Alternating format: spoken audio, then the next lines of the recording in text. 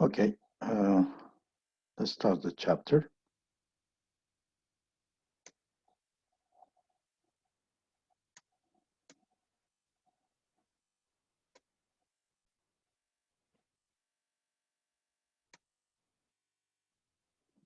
Okay, in chapter 6, we'll be talking about database and information management. And basically, what we are looking to learn in this chapter is the fact that um, what are the what are the problem of managing data resources in a traditional file environment, and how are they solved by a database management system? What are the major capabilities of database management system, the DBMS, and why is relational database management or RDBMS so powerful? What are some important principles of database design? And also we will be talking about what are the principal tools and technology for accessing information from database to improve the business performance and decision making.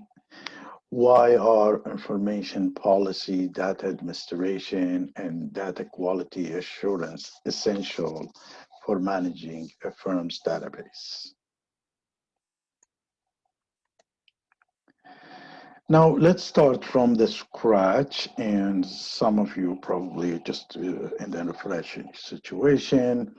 A file organization terms and concept, we will be talking about them. So we have something called bit, byte, field, record, and files here.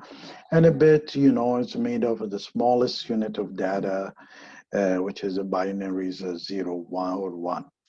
And then you have what you call byte, is a group of bits that represent a single character. Sorry. A field is a group of words or a computer number like 786.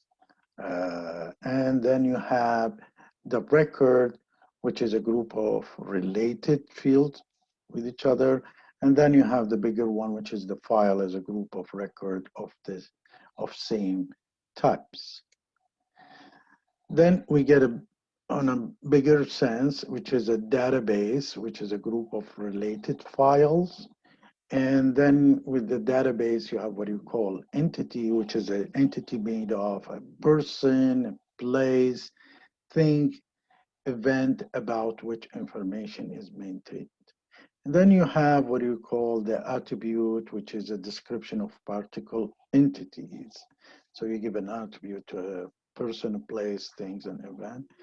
And what's running the database is, guiding the database is a key field, identify a field used to retrieve, update, or sort of record data. That's what we see as end users, possibly.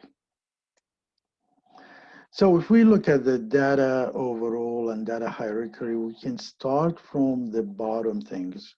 It is a computer system organized data in hierarchies that start with a bit, which represent either 0 and 1, and bits can be grouped to form a byte and to represent a character and a number or a symbol. And then you have bytes can be grouped together to form a field. A related field can be grouped to form a record. Related record can be collected to form a file, and related files can be organized into database. So if we look at it here, let's say this is a student database. In the student database, you start from, to understand how the data works, you start from the beginning, from the bottoms. And it's a bit, which is a 0, 1, or something like that. And then You have what you call ASCII, which is a collections of bits, which is called byte.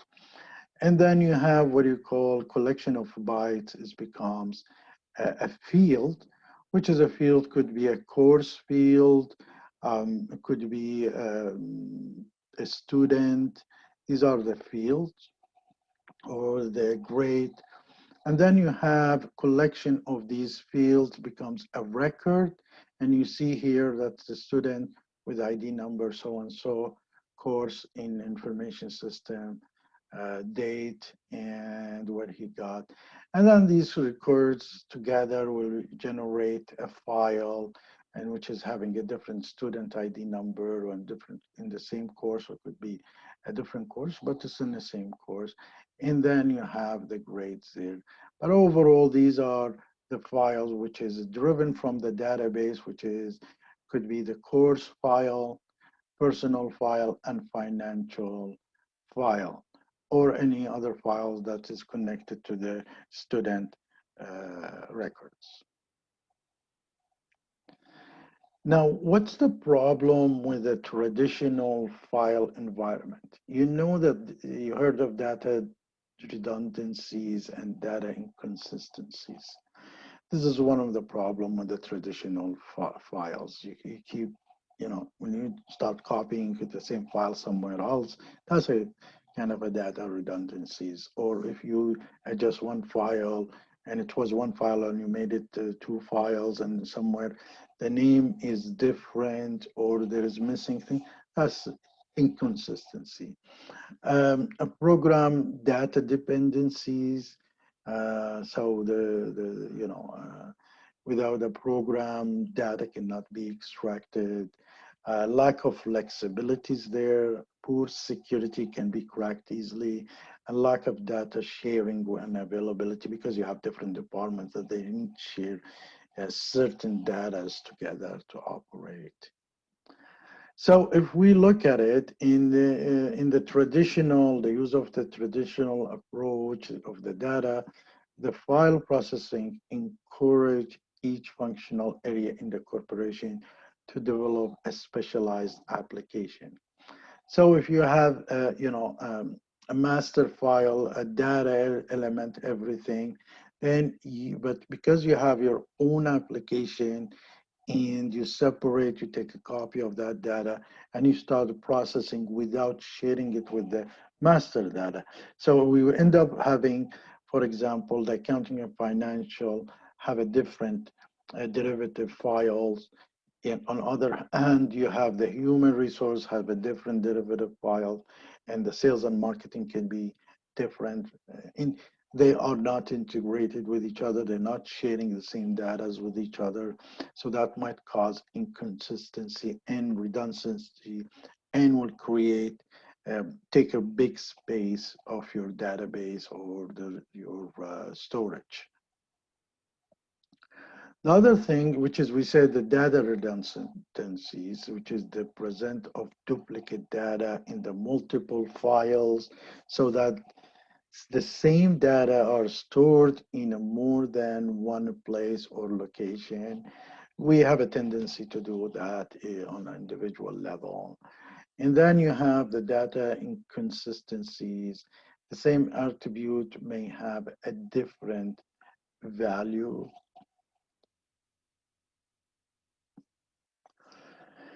And third thing is the data, the coupling of the data stored in the files and in a specific program required to update and maintain those files such that the changes in a program require changes in data. Whenever you change the program, you end up changing the data there because you're entering and you're extracting and you're adding the data.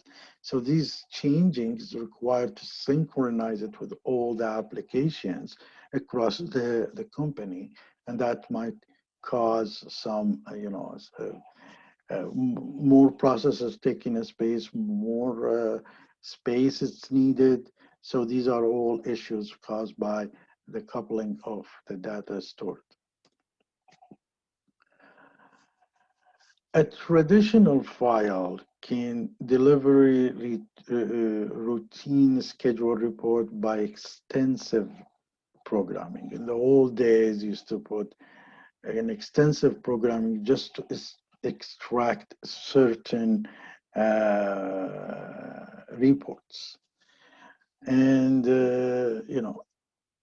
but in the same time, it does not, you set up your reports and you just, the programmer set up the report, but it doesn't give the customized or the ad hoc report that later on might be the end user needs.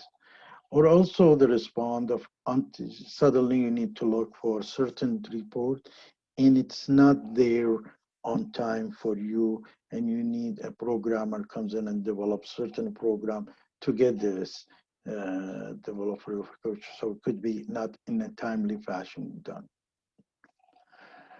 The other side also, the poor security management may have the knowledge of who is accessing. They don't know who is accessing these data or making changes in the organization's data. So you're having a different people have access to the data that makes it poor access security. And one of the ways of hackers very succeeded is through people passing this information to them, or having a poor security setup, so they can track it and find out how to access to that data. The other thing is we noticed that in the traditional finance environment, we do have a lack of data and availability, lack of data sharing and availability. Information cannot flow freely across the different, as we said, functional area and or different part of the organization, because each one will take a mirror of data, store it in their data, and they start um, altering theirs according to the working demand, and the other department would not have access to that, and that might be double work or even losing these important data. So the database approach to the data management is what you call the DBMS, or data management system. It's we need to see how DBMS solves this problem, the problems of traditional file environment. We also will be looking at the RDBMS, or Relational Database Management System. We're going to see how the operations of RDBMS happening, and how the hierarchies and the network of DBMS is working, and there is an objective-oriented DBMS systems also. We'll be talking about each one of them separately. But overall, you have one database.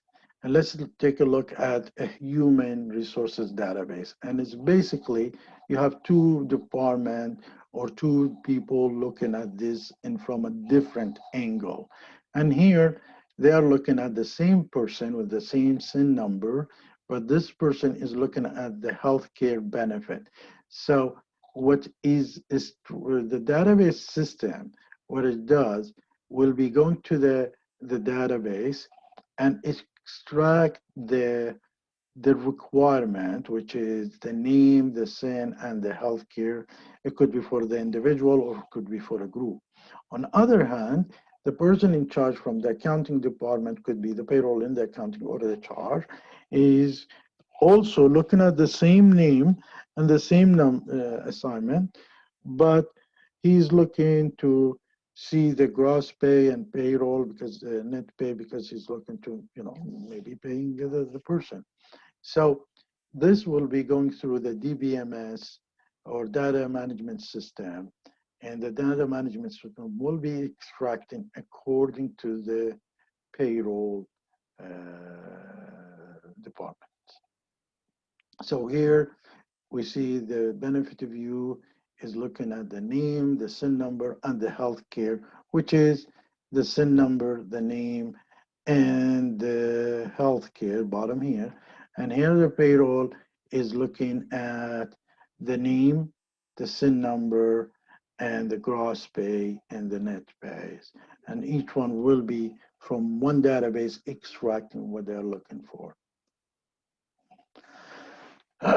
Now, in the case of RDBMS or relational database is represent a two-dimension tables called relation. So two dimension, there is two fields and they are connected to each other. Our two datas in a relation. So it's represent as a two-dimensional table called relations. Now, relates data across the table based on a common data element. So there is a common data involved in a different cross, and you did probably do this cross puzzles or something, and you have a one letter crossing this and cross. So let's look at this. The one in the middle is the one is kind of what do you call the relates data across the table of a that's what you call a common data, for example. And best example we is the on a simpler level is the access. You have the DB2, you have the RDBMS of Oracle, and SQL and MySQL of Microsoft. Now, to look more at the how this looks for you, the relational database organized data. For example, here you always have what you call the key field or the primary key. And in the supplier, when we're looking at it here, what we see, these are probably we set up it as a key field or the primary keys. And there is the number of the suppliers. And once we've entered these, we will have the rest of the field or attribute is showing for us. So these are the things that, you end up, when you're entering the suppliers numbers, which is the key field or the primary key, then you get the supplier's name, the supplier's address, street, which cities, and which province, and all these. And all these is called record or rows record tabulated. Then when you look at, for example, a primary key or a key field, a primary key is maybe the part numbers that you want to look at. And the part number, will be extracted utilizing also the foreign key. You can utilize the foreign keys to arrange this data, or you can go with the primary key. So with entering the part numbers, it will tell you the part name, the unit price, and the supplier number. So when you want to find who is your supplier for this part, first you enter the part number. So it probably here will give you 137 door latch, $22 per unit, and this is the supplier number. So also you can enter the supplier number here, and then you get, this is the people who is involved. Now you can migrate these together, you integrate these together, but this is how it's done as a two-dimensional. So operation of a relationship DBMS is there is what you call a select, and then you have a joint, and you have a project. And a select is to create the subset of two rows that meet a specific criteria. In the joint is combined the relational tables to provide the user with information. And then you have what you call the project is enable users to create a new table continually only relevant information. So what does that mean? It means if you look at here, you have something called the select, and then you have the joint, and you have the driven from these two. So in the select, you enter probably, you need to, here is set up as, it's a three basic operation actually for DBMS or DBMS. And then you have, like, for example, you select the part number. You have a certain part number, you're looking at it, and then what gives you the information of that part number. And then you probably, you have what you call a joint by a supplier number. So these are the, this is where you do the selection. And once you click the selection, say you're selecting this part number, it will also give you the list of the suppliers information.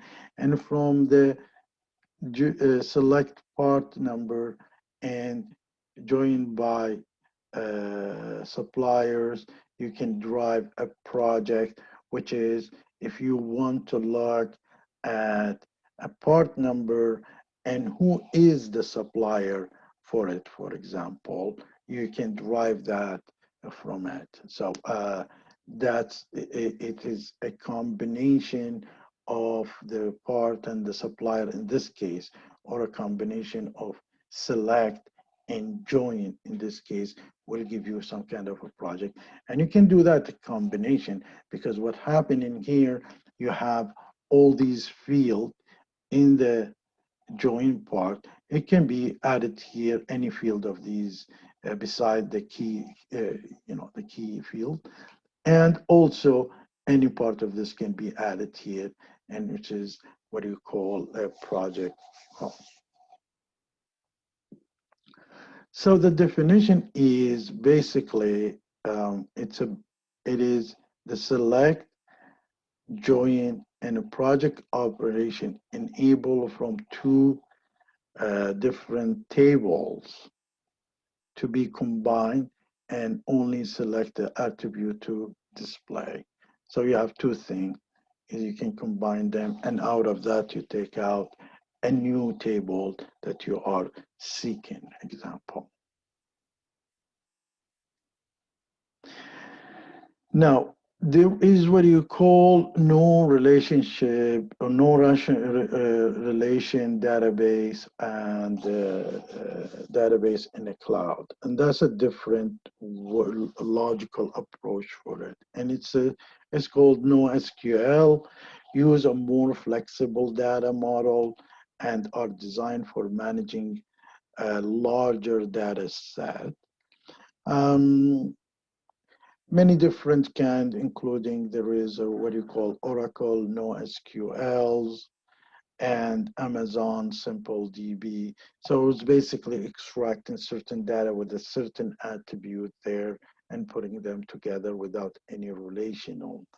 And it could be done through a private cloud, consolidated different servers, storage, operating, and database on a shared hardware and software architecture, which is probably end of this chapter. I'll show you how it looks like. Now, one of the capabilities why we need, for example, a DBMS, and we notice that the data warehouse and then or the data center and then the separated application called DBMS, and there is an extra application called RDBMS, for example, and then you get the application or people who are extracting these data. So why do we need the DBMS to get access to database? Is because the data definition language in the DBMS, what we do, we specify structure of the database. And we have a data dictionaries, which is a stored definition of data elements and their characteristic. So if you are entering, for example, a word instead of numbers, that probably will be rejected. And so we can also use the database, the DBMS, to do a querying and reporting. Crystal reporting is one of them, Crystal, very famous one. But what you do, the querying and reporting is the data manipulation language, and you do a structured query language, which is SQL.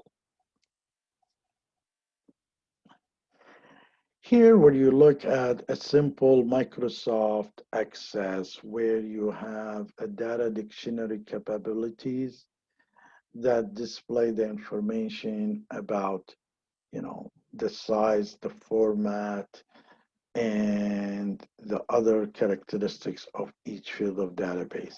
So it looks like this in general, and usually the key field you will have on here, you will have the key field indicating which supplier number it is the key field. So you have to enter the supplier number in order to extract the data accordingly. So the display here is the information maintained by supplier table.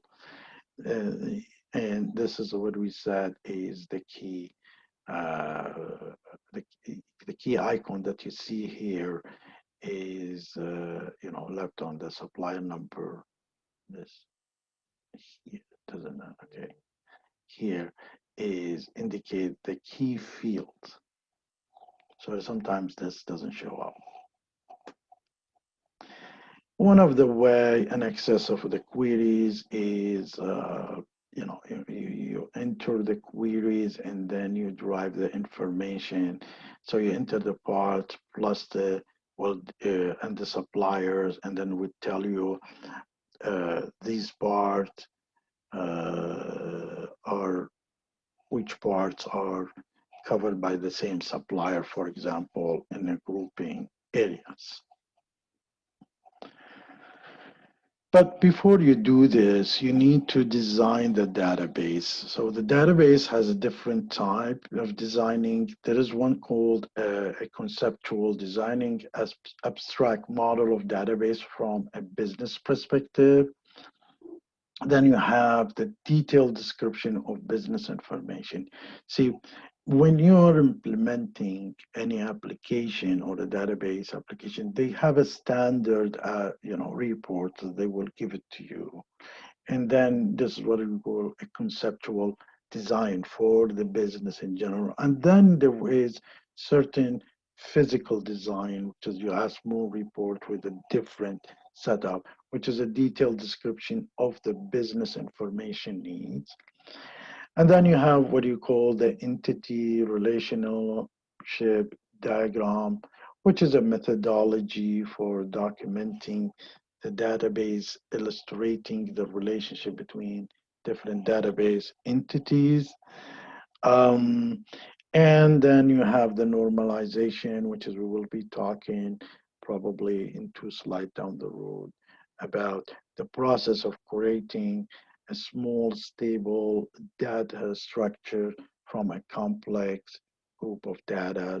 And that's probably you do that because you have you don't want to have an access to the whole data and slowing down the data, mining and all these things. You just, you need to have access to a certain fields of data, and you can do that through normalization also. In the unnormalized relation for order, so you have all these space data are stored in the data house.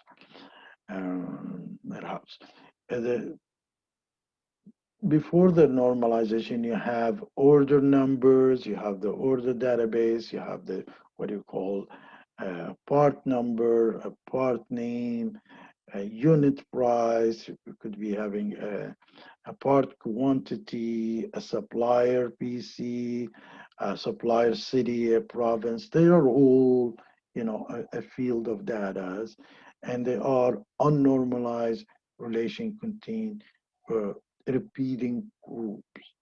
So for example, there can be many parts and suppliers for each order.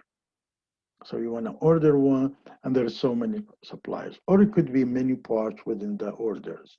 So there is only one-to-one, as we saw it is corresponding, and it's not normalizing, not segmenting these data in a way according to the business requirement. So to do normalization, so what do you have? You have what you call, let's assume you have the parts, and the parts is got certain information, certain data is there. We need to get the part number and the part name and unit price and supplier number.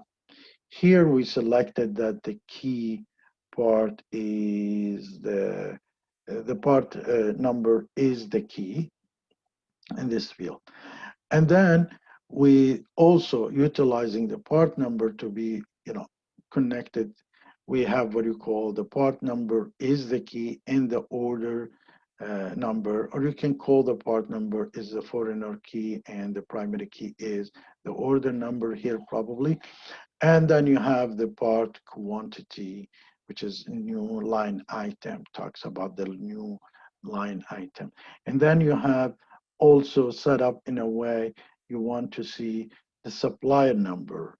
Who is your supplier in this list? So you enter the number for the supplier and see what he's supplying you. And we said he could be supplying so many things, or he could be supplying one thing, and you have so many suppliers. So there is two options. One option is many suppliers and one product, or one supplier, many products, which is made of many units. So you have the supplier here, which is supplier number is selected as the key number in the supplier field. And when you're entering the key number, you will get all the information about suppliers.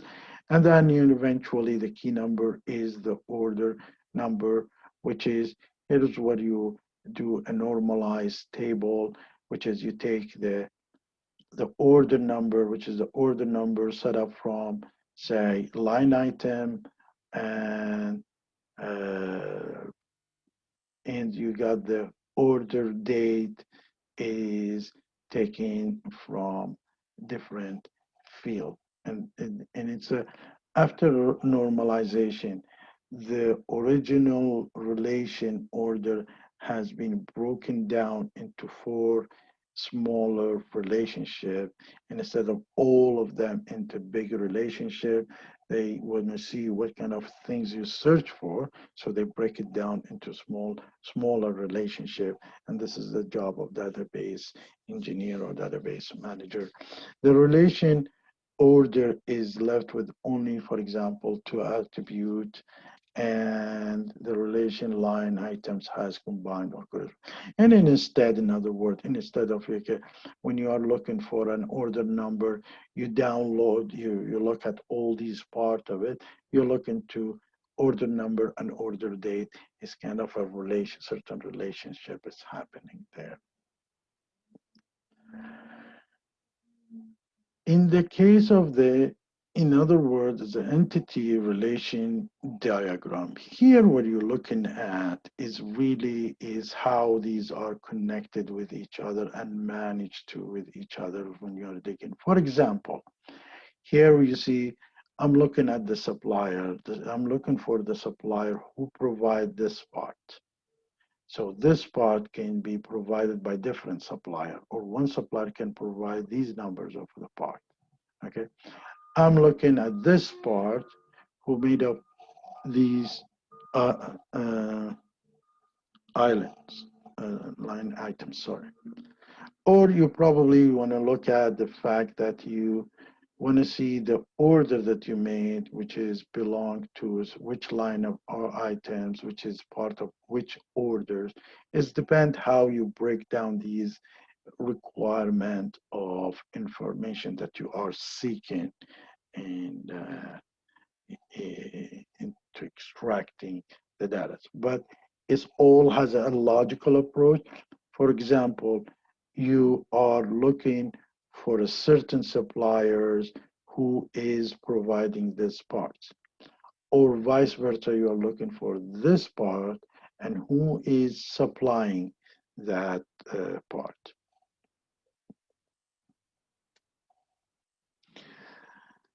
Overall, On the top of it, there is something called BI, or business intelligent infrastructures, which is what you have is coming from, driven from the data warehouse that you have.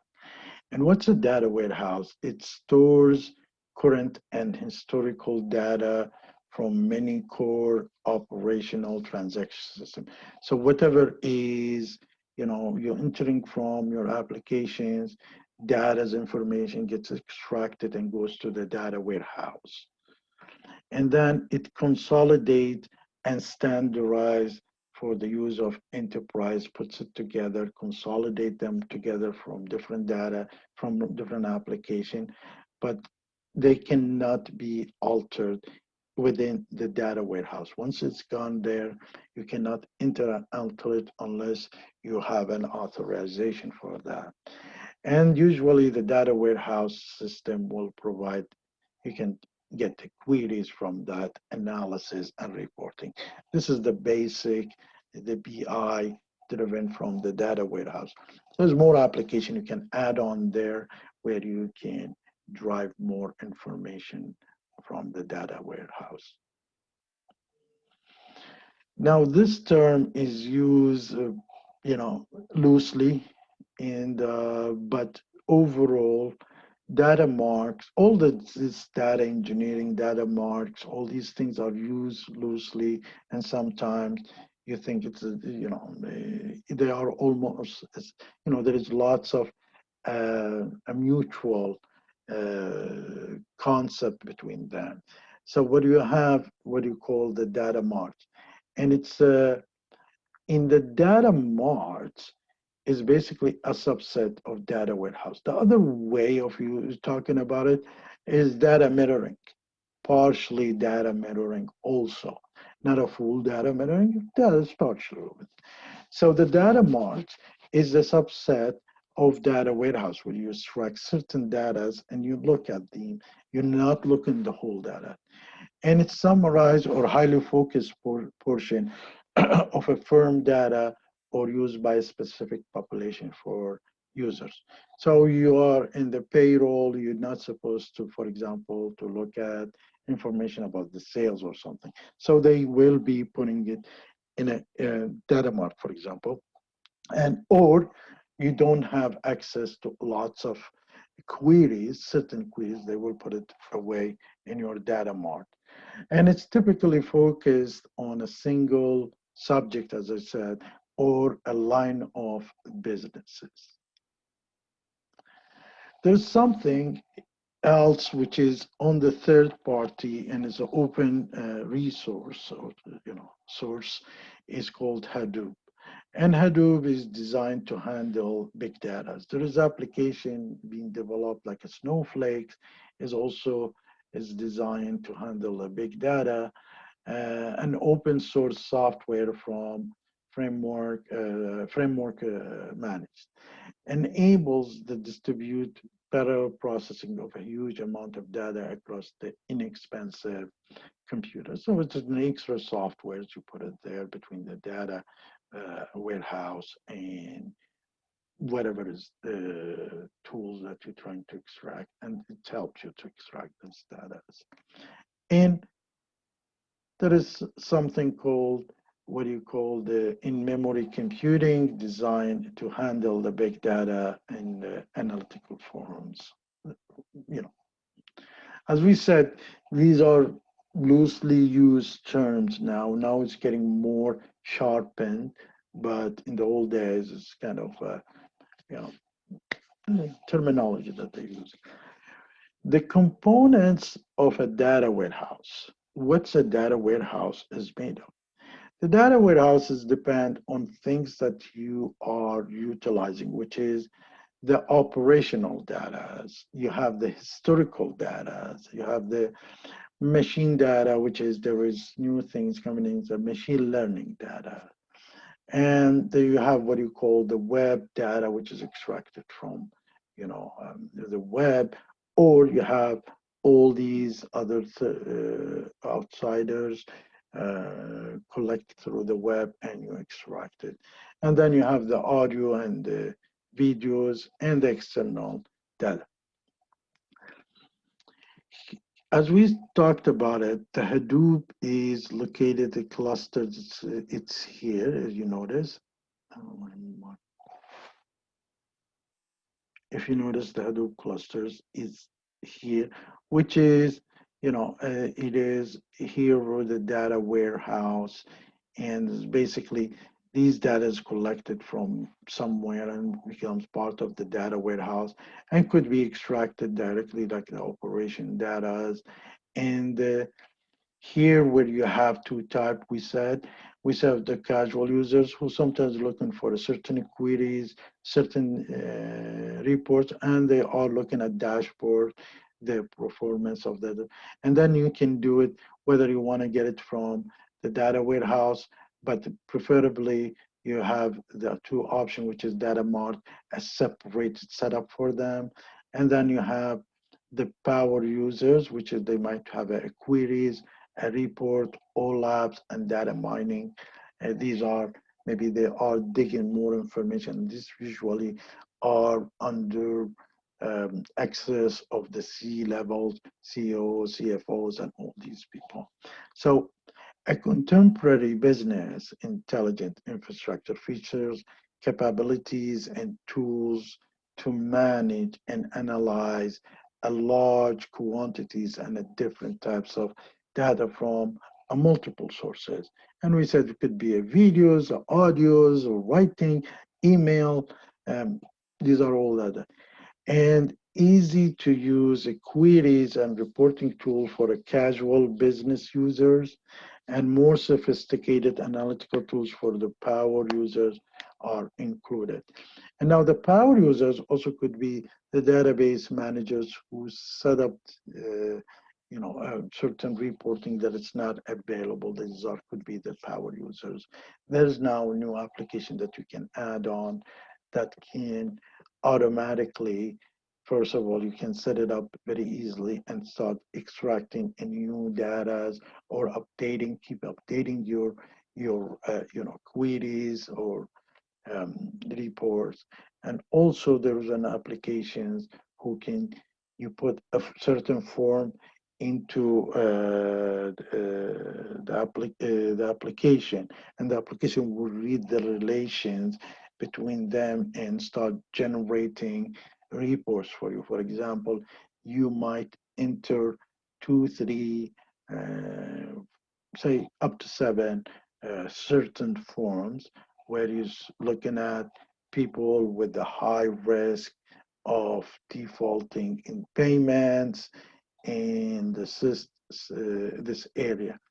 And you put five, six forms like that, and the storage machine starts reading it, and then it create kind of a relationship data and start, it's called machine learning process. Now, there is tools for the business intelligent, tools for consolidating, analyzing, and providing access to a vast amount of database to help users make a better business decision. Now, the BI could be centralized or decentralized.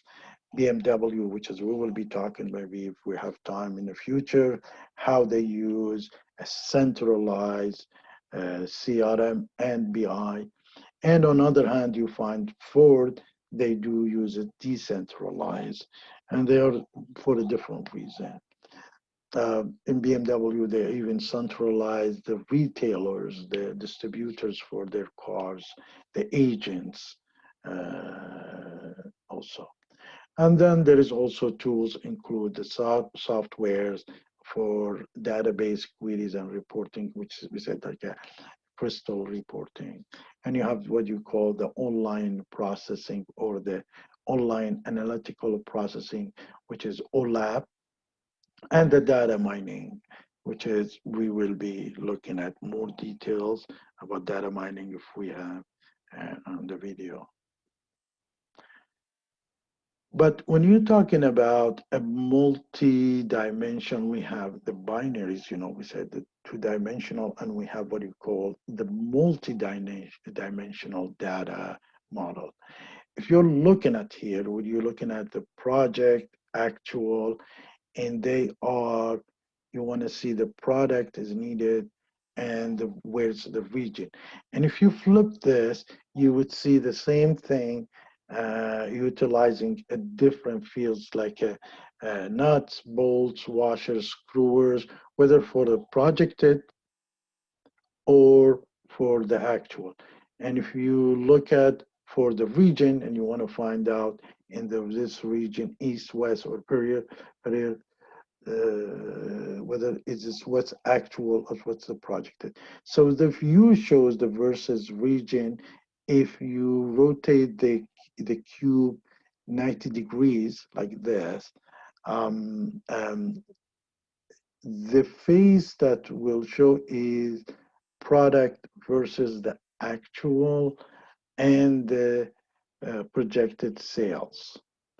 Now, if you rotate the cup 90 degrees again, then you will see the region versus region versus the actual and projected sales, other views of possible. So there is here you have the multi-dimensional data model is done. One is probably a product versus the actual and projected sales, and another one is kind of a region versus the actual and projected uh, sales. In the data mining, there is a tool to analyzing the large pool of data. That's what you call the data mining. And it's find a hidden pattern, infer rules for the predictor. It looks for association, sequence, classification, clustering, and forecasting. And a broad example of benchmarking in the early days, we found out, while somebody, a young man goes to, in Denmark and Netherlands, goes to on a weekend, buys a beer, he end up buys the diapers. And it is, we found kind of, kind of an association between them. It's a way of setting up the association. You might use the sequences type. You need probably can do a classification type, and it's a clustering as group or age or whatever. And it's all you do it for analysis or for the forecasting also. It's such a big, loose and it's depend on the database manager or database engineers how he's looking for a relation, not looking for a reality. So if a relation exists between two things, that's fine. Now, when you have a text mining, you notice sometimes you send an email twice or three times talking about certain color TV, you get an ad on a TV. That's what you call a text mining. And to extract the key element from a large unstructured data set, like the emails that you stored it. And then when you have the sentiment analysis, which is mine the text comment in the email message, whether in the blog or the social media conversation or survey to detect the favorable and unfavorable opinion about certain subject. The other thing that some of us, especially the people who is SEs, work in the field of search engine optimization, SEOs, they do lots of web mining, utilizing, for example, the Google and others, or they have their own web mining. And as a web mining is the discovery and analysis of useful patterns and information from the World Wide Web.